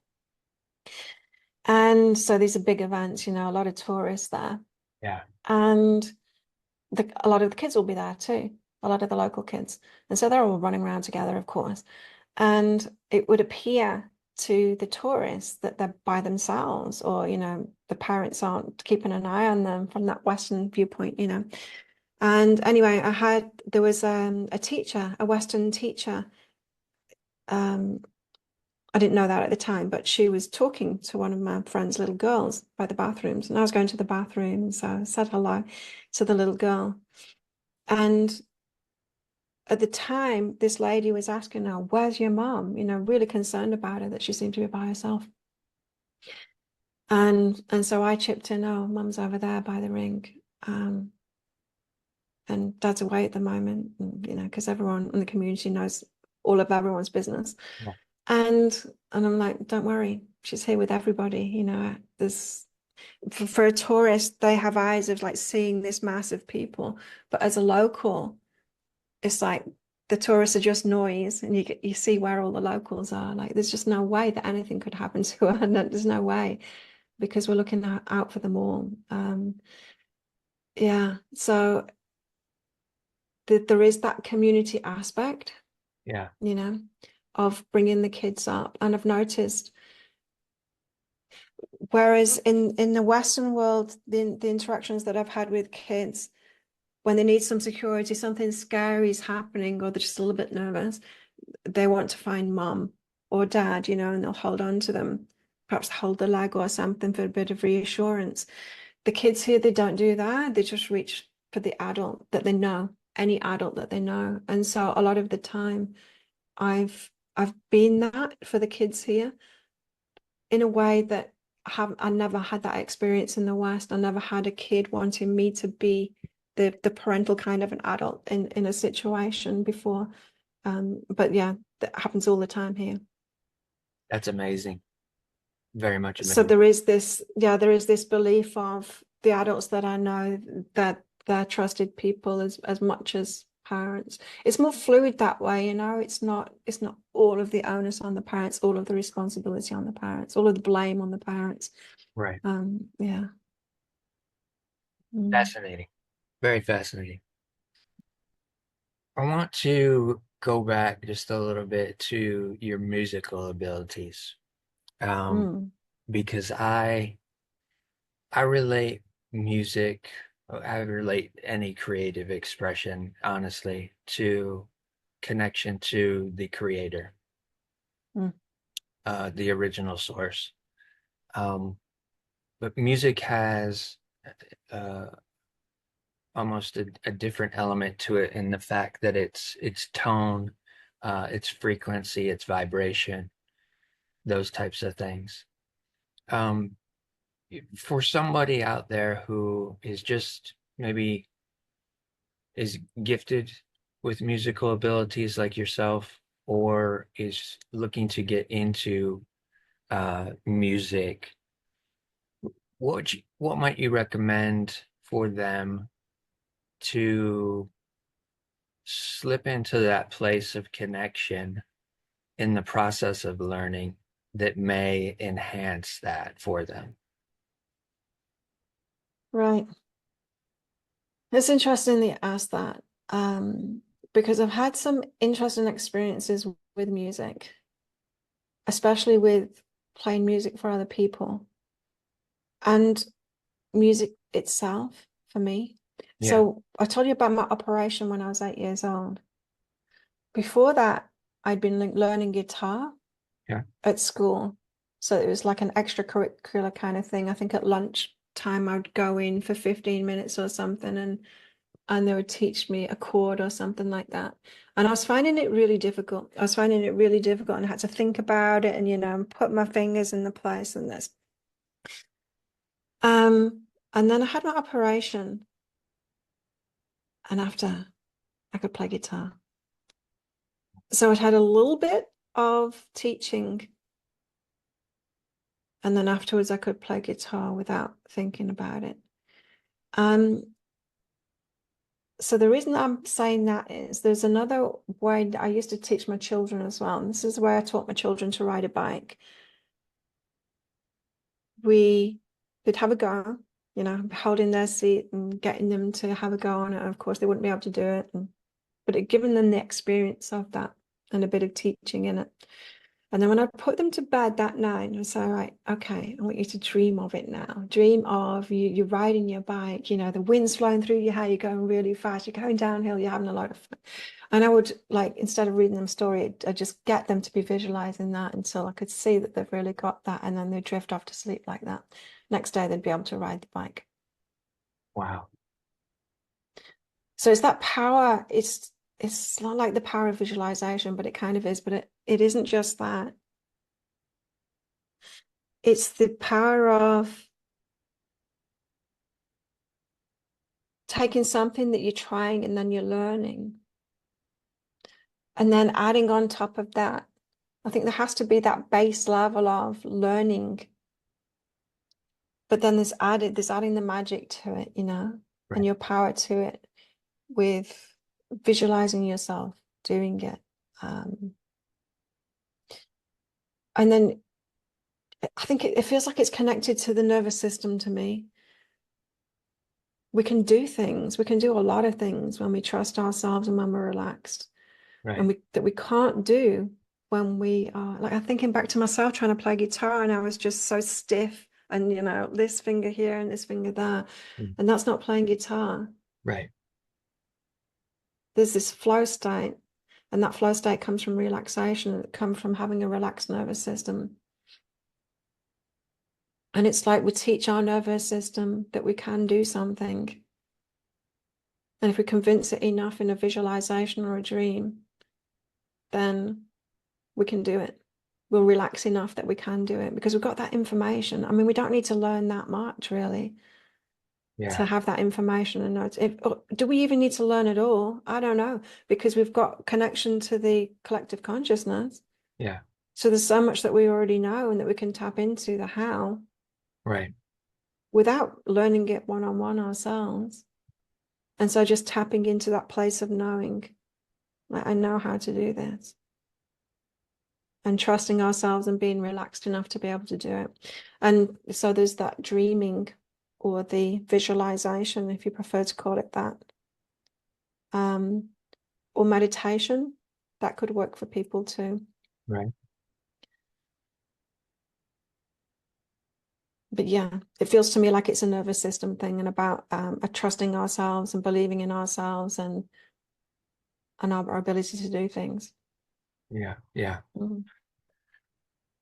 To me, that's part of the empowerment process too, is that if we can trust ourselves and be relaxed in the world, we are, we can do so much, and we know what to say, and we will do the right things. Yeah. Yeah. Along a similar line, this gym that I'm involved with now, it's a long story, but when I first started doing Muay Thai, I fell in love with it. It was before COVID, and the gym had to close down in COVID time. The owner of it went back to the mainland and opened a gym there. He was never coming back apparently, but then he did. He came back last year, and very prominent person, very well-loved person, very generous person on this island. And so, of course, everyone wanted him to come back, and everyone wanted to be involved in it and help him to do this. And so he didn't have the funding to build this stadium or any of that, but a lot of the community came together. And so I was reading out the sponsors 2 nights ago. I'm the MC there. There's probably about 12 sponsors of it, owners of the whole stadium. And there's probably about, wow, 30 of us that put these fight nights on. And here's the thing, there's not one boss and there's not one person telling everyone what to do. And it all just happens somehow. Right. It's like we're all moving as like one organism Yeah. when we do those things. And it's great. I mean, it's so much fun. It's so much being a part of something like that.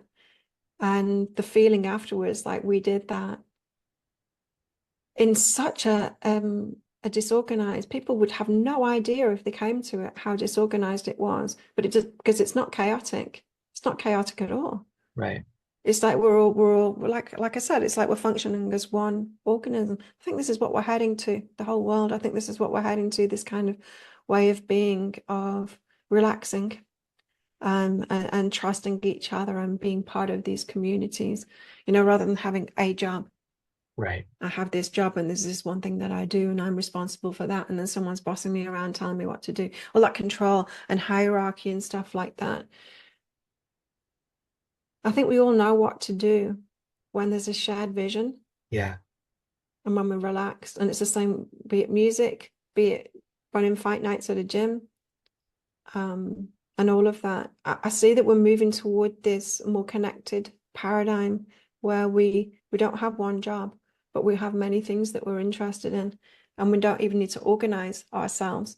That we'll all come together when it's time to do that, and we'll all know, you know. So you could have like, I don't know, 10 different projects or things.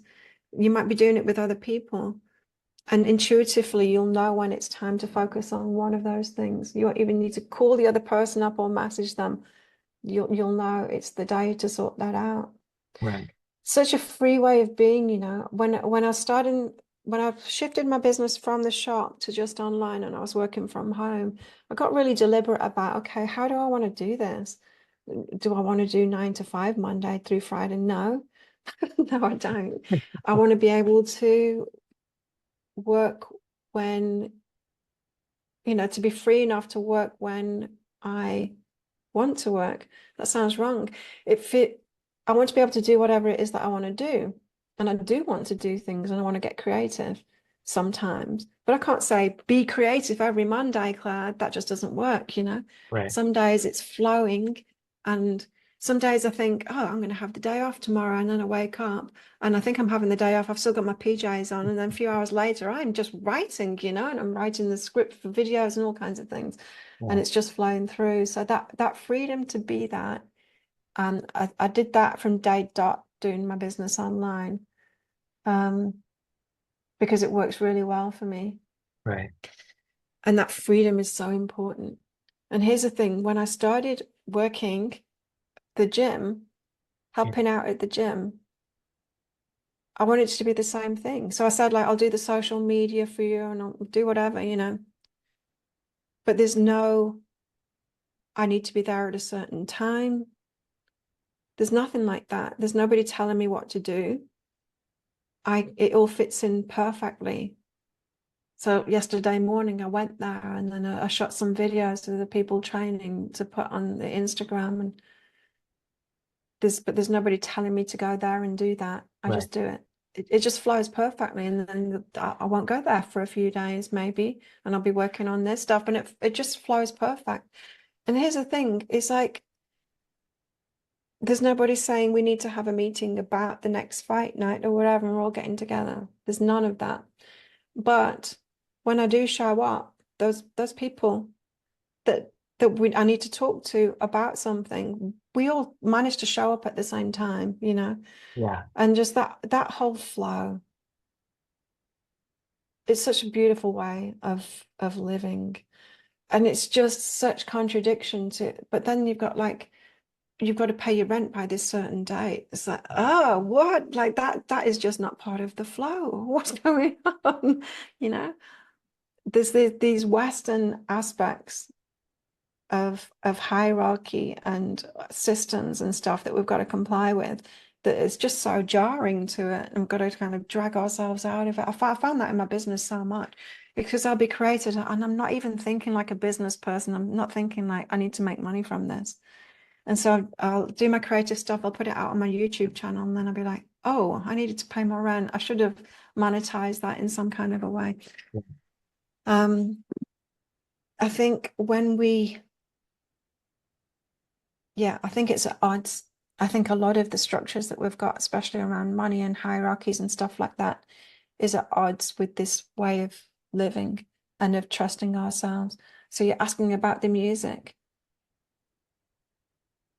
It might be, and I've seen this in my readings too, it might be about letting go of something in your life that is really restrictive to your energy, that has got nothing to do with music, or you think it's got nothing to do with music, Right. but is causing you to be in this restricted state. And it's perhaps like, as we were saying at the start, it's so normal too that you're not even seeing it. Yeah. You're not aware that that thing is in your energy and someone else is because they're living in a different way and they don't have that thing and they used to have that thing. And so they recognize that thing in you. It could be something like that.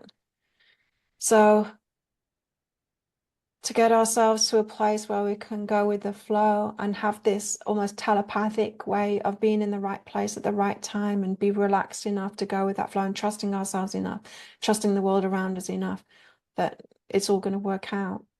Yeah. It requires a whole load of healing, a whole load of, trusting ourselves, and a whole load of opting out of those systems as much as we can that causes that jarring, that no, but you need to put this peg in this hole Right. while you're doing that.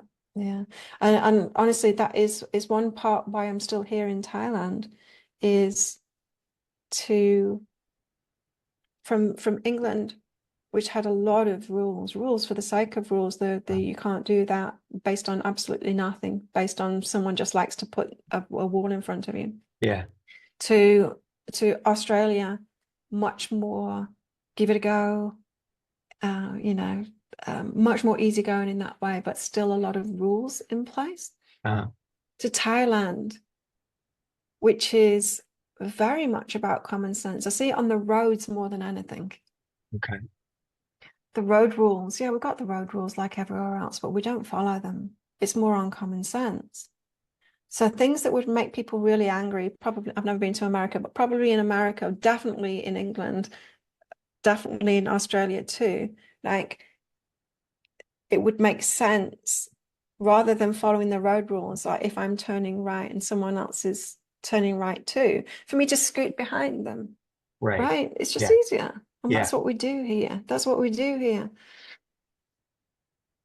But we can only do that when we can trust everybody. Can't trust tourists on the roads here, but we can trust each other that live here, because we go with the flow, and we're not angry at each other when things like that happen, when rules are broken, Yeah. because it makes sense Right. to do Right. it. It's easier. And yeah, I've the only road rage I've ever seen here is, honestly, it's been Americans, Americans doing that. But yeah, I mean, it's a small island. Where do you need to be?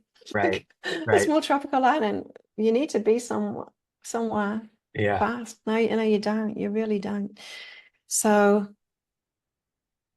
that easygoingness, it comes from trust, and it comes from Buddhism. I think. I think the reason that this country is like that is because it's a Buddhist country. Yeah. And so with that, they're meditating, they're taking responsibility for themselves. To me, it seems like the most sense of religions. The Yeah. rest seems to be about control. Yeah. Buddhism seems to be about the individual, and it makes such a difference. Yeah, Right. it makes such a difference. Yeah. I can see that. One of the things that was coming to me as you're talking about the community and working with the gym and different things like that was just the symbiosis of the community scenario. It's just working together um, within a state of not really thinking about it, but actual just moving with it. Um, and I think Yeah. that was um, it was very appealing to hear you talk about it like that. And from a Western mind point, I can imagine people thinking, how could that possibly work? Right, But right. it does. Yeah, It does. And maybe more so on an island because, tropical island, chilled out vibe. Nothing needs to happen in a hurry. yeah. One of the things that in terms of relation to a cultural spirituality element, where you're talking Thailand is kind of rooted in Buddhism. Um, Mm. Here in America, which it's not at the forefront anymore, just because of society. But the Native American culture is very much rooted in the similar thought process and way Yeah. of living similar to Buddhism. Yeah. And Native Australia too. yeah, Yeah. I resonate with that a whole lot. Um, And they have the dreaming as well, both Australia and the Native Americans, don't they too? And that makes sense because that's what I've experienced myself, is everything starts out as thought or a dream. yeah, yeah. With working with the gym, did you also start practicing some of the Muay Thai technique Mm. in fighting? Yeah, that's what I started first. And Okay. that was a huge healing for me as well. That was like the cherry on top of my empowerment, of my emotional empowerment. Um, I started 7 or 8 years ago Okay. training there. And yeah, and so Muay Thai, it's punches, elbows, knees, kicks. And I'm really good at it. Yeah. I'm very strong, I'm very powerful, I'm very fast, and I'm very fit now. And there's a lot of things that I can do at age 54. A lot of things that I do that I was never able to do before, like, jumping up in the air and then kicking Yeah. whilst up in the air. Yeah. That body dexterity to be able to do things like that. But what I noticed when I first started is that I very much my nervous system was very much at signs of trouble, especially violence or any kind of threatening situation, which to me would be a whole lot more than it would be to other people. So my body would go into freeze around any kind of disagreement, really, Mm. because my nervous system was just, taught to that everything was a danger. Yeah. The slightest bit of unrest was danger, physical danger to me. Um, so that's how I started. So my nervous system would be very much freeze born as well. People pleasing, to make sure everyone else is okay so that I'd be safe. And with the training, and I was training every day, probably training about 3 times a week at first, but it turned into every day and then twice a day. Once I realized I was training with professional athletes and I Yeah. started doing that to have the experience of it. Within the first couple of years, I noticed that I was having this shift in my nervous system to my immediate reaction to physical threat would be fight or defend. Yeah, not so much run. So once I'd developed these automatic defense and attack responses, as you do as you're learning, first of all with the pads and then doing sparring work with other people, it just becomes normal. These kind of attacks become normal to you Yeah. enough to have instant responses of defense and retaliation. And what I noticed, there was a couple of incidents where I've had to use it in real life. One of them, three of them, in fact, was with the same person. It's just someone that was, a Thai guy who's overly familiar with me when he shouldn't be, and Oh, he's gone to grab me. And each time it stopped after a while, after I did this 3 times there before he stopped. The first time he came toward me and he tried to grab me, I just push kicked him, called a teep. I just pushed kicked him away, which is it's a really powerful kick, just to kind of the chest or the belly. But it's enough to knock you backwards and perhaps fly backwards a couple of meters, on the floor yeah. and in front of other people. And, it hurts their ego when you do that to them. Anyway, yeah, he needed me to do that to him 3 times before he left me alone.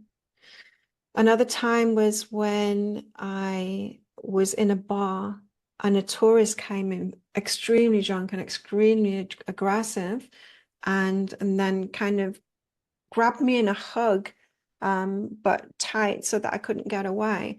I turned around, like I thought it was a local, someone that I knew, first of all, and then it's like, no, it's this random stranger. And so, told him to get off me. And so there was that instant reaction, which is just so different than old me would have been. He approached me again. I was playing pool and I had a pool cue in my hand, and so I've got into this aggressive mode with him, and then he saw and then left me alone. He went and got someone else in the headlock. He caused a lot of trouble with a lot of people that night, but not with me. And you know, a few years before that, I would have been the victim of him. There would have been a lot more that would have happened to me because of the way that I would have responded, Yeah. yeah, to him previously. And so I have noticed, yeah, it's changed the way that I deal with situations, or just I know I can handle myself in any situation, you Right. know? Yes. There's very few people that are more trained than me. And perhaps I wouldn't be able to, handle myself in a situation with someone more trained than me. But the majority of people aren't. And so with that confidence in myself and my abilities, literally to take someone down that's bigger than me, I've sparred against guys that have been bigger and stronger than me, and I've won. Yeah. Though it's just gentle sparring, I've got more control of my body, and speed Yeah. Yeah. than they have. Yeah. Yeah, so I can trust myself and I can be in any kind of situation. That self-trust and empowerment has just been huge for me. It's I think it's the thing that allowed me to stop drinking alcohol in the end. Okay. Because I was still drinking alcohol when I was going out, in order to take that anxiety down. I got Right. to a point where I think I don't need this anymore because I'm confident in myself anyway. And I would step up, and I have stepped up as well when there's been threats, or just when people are being badly behaved. I'm the person that will go up to them and say, "Hey, stop doing that. We don't do that. Don't come to our island and do that." I'll be the instigator of things like that. Like I never would have done that before. I'd be way too protective of myself. So I find that I'm more in life now because I can trust myself because of that. Yeah. There's a lot of women that train my time. It's very popular, and I think for that reason is that we can defend ourselves, we can trust ourselves better, and we can stand in our power that way Yeah. instead of, always being the ones to have to stand back and not be protected. Right. Um, Right. but yeah, it has been instrumental in me in in that empowerment. There's only so much you can do in the internal work and dealing with your emotions and all of that kind of thing. There comes a point where you have to actually move through the world. And admit to what the world's like and what a lot of people are like, and still trust yourself enough to be out there amongst it and deal with whatever comes your way. And Muay Thai has definitely given me that. Yeah. I wanted to bring that out, and was hoping that that's what it did for you, and Mm. was fascinated that it did do that. Because here in the States, mixed martial arts and the UFC's becoming this behemoth, um, but there's still this little bit of distance between integrating the female athlete into that arena as well. Um, it was there for a while, and then it seems like it's tapered off just a little bit, and might be coming back in, a little bit more predominantly. But I think the element of being able to learn a mixed martial art, um, can give people that sense of confidence, Yes. sense of being able to protect themselves or at least defend themselves in a situation that might otherwise render them completely defenseless. Um, Right. and uh, I was very interested when you started talking about that, because I was like, oh, I want to get to a point where we can bring this up and bring this out to the Yeah. forefront of the talk as well. I think Muay Thai is getting more popular around the world now as well, and it's different than MMA. It's different than combat sports. It's a combat sport, yes, but it is a martial art. Right. So um, fight nights are not as aggressive as you might think. And if they are aggressive, it's because it's somebody that's quite new to it. It's very much a martial art. It's on a point system. Yeah. Sometimes people get aggressive and go for the knockouts, but not everybody does that because generally, if you're a professional fighter, you want to stay in the ring for those 5 rounds and you want to be able to fight maybe in 2 days' time or next week. Yeah. And so you want to do it by points. And so a kick to the body that's unblocked would be 2 points. You'll get the most points for that, Yeah.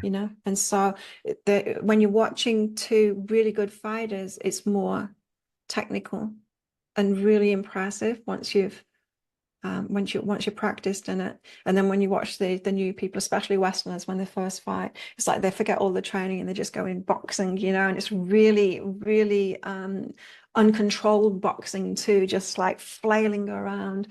It's like I find it really interesting. I've never been in a fight, and I'm not going to either. But I've trained with so many people and watched them do their first fights, and you just never know what someone's going to be like. As much as I've sparred with them and I've seen them sparring with a lot of people, there is something that happens in the brain, and it's random. It's random. You just can't pick it. Some people will be calm as, and they will, follow all the training, and you'd think that they were born in the ring. You'd think that they've been fighting since they were a 9-year-old. And then some people, they can be so good in training, and they just lose it. It's like the adrenaline kicks in, their eyes are wide, and they just don't remember any of the training when they're in the ring. Yeah. Yeah, it's incredible. There's a part of me that wants to know what I would be like. There's a part of me that's scared of what I would be like in a fight. I've got a bit of a fear of just like being so aggressive and, annihilating the other person. Because that's another thing too, is that part of it was me being okay with my aggressive side as well. After being abused so much and a lot of it being violence toward me, I was so against violence. I would disassociate from it myself. No, I'm not like that. I'm not like them, completely denouncing it with myself. So much so that like I said, not defending myself, not retaliating when it's correct to retaliate, ignoring an anger that's coming up for good reason because someone's, you know, doing something to me or being unreasonable or there's some kind of injustice there. So not feeling that emotion and then making it okay to actually respond to that emotion. And so a big part of my training Muay Thai was making friends with my aggressive side. I've always been a strong person, um, and now I'm not just friends with it. I enjoy it. I do it for fun now. Yeah. Me and my friends, we fight each other, and it's a lot of fun. We're not hurting each other. Very rare that would happen. Yeah. So there's this respect in Muay Thai, which is different than the combat sports that you see in Western countries. Yeah, it's very different. It's more technical. There's a lot of respect involved. And when people don't come to the ring with that, that's really frowned upon. It's like, that's not okay. It's Yeah. not okay to do that. It's not okay. Like before a fight, you'll see them hugging. You watch Western fighters and they're face to face and being aggressive with each other and then talking bad to each other and about each other. In the media, it's like, no, there's none of that with Muay Thai. You Yeah. just wouldn't find that in Muay Thai. Yeah. So it is quite different. For sure. One of the things that I know in terms of native warrior culture, one of the most honorable things for a warrior is to be able to uh, just touch the enemy rather than kill the enemy. And Yeah, I think that's a similar scenario with what you're talking about with Muay Thai, where the the actual competition component of it, there's more points giving for something that's not necessarily a destructive blow, but just a right. tapping into Yes. that access If you point. manage to connect without them blocking it. Yeah. Right. And that body control of being able to block, so you can stop them from getting points by blocking. So if you're blocking the punches or you're blocking the kicks, Yeah. then they haven't got that point. Right. And so yeah, it's about control and it's about speed. you Correct. know um I've got to the point now where I've done it for so long, and it's just so much a part of me now that when I'm sparring with someone else, I can really irritate people. I do really irritate people because as soon as their guard is dropped ever so slightly, as soon as I can see, and I'm not even looking at the face, I'm looking at the body, but I can see as soon as the guard is dropped, and then they've got my left hand in the face straight away. And I'm not punching them hard at all. I'm not jabbing them hard. Yeah. It's soft, but it's so fast and it startles people. And I'll do it every single time. And so it's not fun for people sparring me a lot of the time if they're going to do that. Because I'm like, you've got to learn how to block. You've got to learn to have your hands up all the time because that's going to happen every time. It's like I'm not trying to annoy them. Like I'm not trying to annoy them. You see that in fights sometimes, especially with the push kicks, is once someone realizes, they can kind of bully the other person and keep on pushing them away with their foot, you know, and it can really wear someone down as much as knocking someone to the ground, sweeping them off the feet over and over again. It's kind of like a bullying, like, I've got control of this. And it might feel like that to someone else that's sparring with me too, because I am so fast with that. But it's not. It's just, I cannot help this arm from flying out like that, because that's what it does. That as soon as you've done, I'm not thinking, oh, they've dropped their guard. Now my arm just flies straight out in that situation. Same as my leg flies up if they come to kick me to block it. So it's those instinctual reactions that, yeah, it allows you to keep control of the situation, keep people away from you if you want, you know. That's what I've found in real life, is that I can keep people away from me if I want, no matter the situation, whether I'm lifting my leg up to block, or whether it's using my hands to push them away, or using my foot to push them away. It's or my knee. In fact, even in close proximity, I can get my knee up and in your solar plexus, and that's going to double you over. You know, there's a whole load of things, or even spinning around, you know, with the elbow. But I don't think I would ever use an elbow, not unless I was really being threatened. Then I'd use an elbow to, you know, perhaps knock them out. Yeah, But yeah, so it is. You're right. It's about controlling the situation. Yeah. for sure. Mm. With the healing work that you're doing,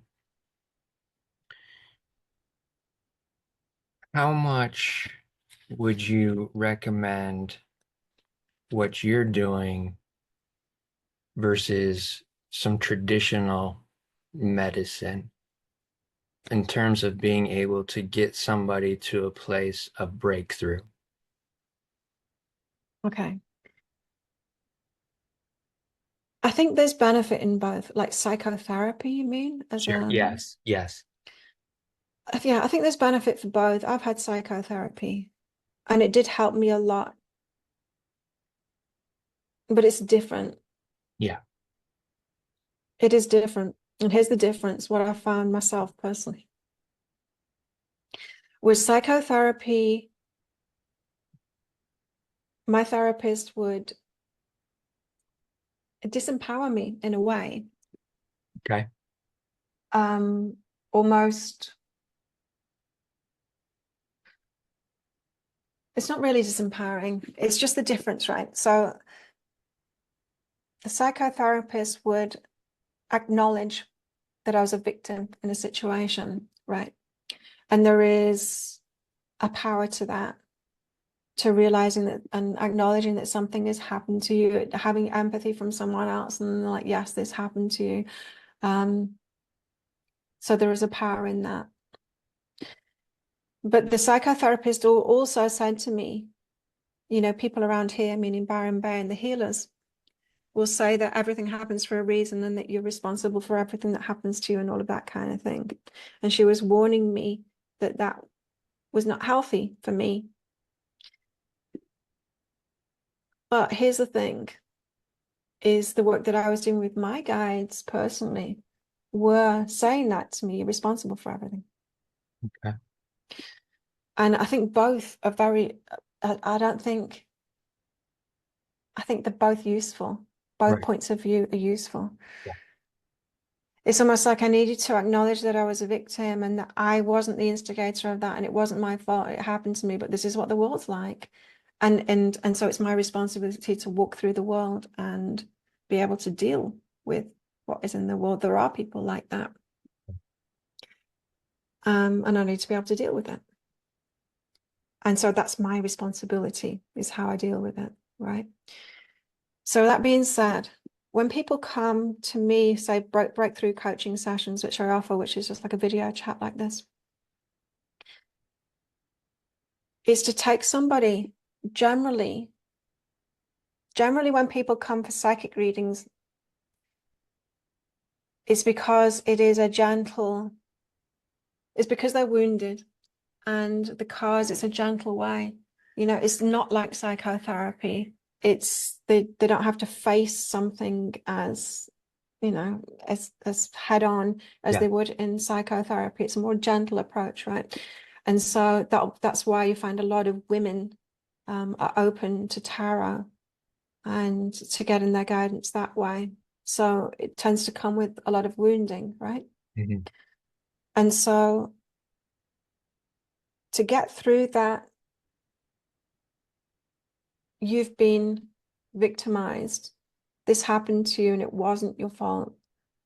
And you are not responsible for that. But here's what you are responsible for. And in order for you to be okay about what you are responsible for, you need to deal with these things. And to deal with these things, you need to know what was behind those things. Yeah. Like I was saying before, like the original hurt, Right. and the information of what that person was trying to do or how they were justifying it or where that came from, is important in that, to let that go. And it's like, okay, it wasn't me. It wasn't me. Because you know what? Just like it happened to me in the psychotherapy and the saying you're a victim and all of that, there's this little voice going, but there is part of it that you're responsible for. And I think we've all got that voice inside of our head that we know deep down. So I'm the common denominator, though. It's me that this keeps on happening to. So you can tell me that I was just a victim to that and it could have happened to anyone, but I know it keeps on happening to me and it's not happening to that person there. And so it's that, in a compassionate, empathic way of saying, yes, you were a victim to this, but here's how not to be a victim to it next time. And here's why it's natural to you to be a victim to that, why it feels normal to you, and what you've been trained to do or not trained to do to deal with that in a particular kind of way or not deal with it, and where that instigates from. So that's what I find. People come to those breakthrough sessions with something. It could be like a weight issue that they've got and they don't get where it's coming from, Yeah. or anything, just like there's something wrong and I can't tell what it is, but I'm not feeling happy. And then my guides will tell me, take us on that journey. So it is very much, it has to be a compassionate approach because people are hurting. Like there just seems to be so much trauma around. Yeah. And people are hurting, and there's just no way anyone could hear anything without it being a compassionate approach Yeah. and an empathic approach. To let your guard down, and relax a little bit because yes, this happened to you, and and it's hard. It is really hard, but you are more powerful than you think, and let's find that power for you and how you can deal with the situations. And so there is like this. It's so similar in that way. A good psychotherapist would do the same thing, right? Yeah. But I tend to do it in one session, you know. Right. It's and what it's like every time there's just a point that the session gets to where they've just got it. They've heard the information. That's the powerful thing about it. And that's what I recognize. That's why I started doing it instead of the neurotherapy. Is it's there's one thing that someone needs to hear and it's going to change everything. It's going to change everything once they hear that one sentence. And it's going to make a whole lot of sense to that person. Yeah. And it's the delivery of that. It's the management of their emotional state to be able to deliver that for them to let go of everything that they were holding on to. Yeah. I So think I that, said I don't like forgiveness. I think the whole concept of forgiveness, I've never really been able to figure it out. Because what makes more sense to me is understanding and then a letting go. I get that, yeah, yeah. and understanding and then a letting go, being able to drop something when it doesn't bug you anymore. There's nothing there left there to bug you anymore because you figured it out, you know. That to me is way more powerful. To me, like the concept of forgiveness is trying to jump there without the understanding. It's like trying to let it go when you haven't dealt with it yet. Yeah. I So that was a perfect explanation. Perfect explanation. And I think that's a great place, for us to close out here too. one of the things that I always want to remind the audience at the end of an episode is to listen to your heart and be kind to your mind. Mhm.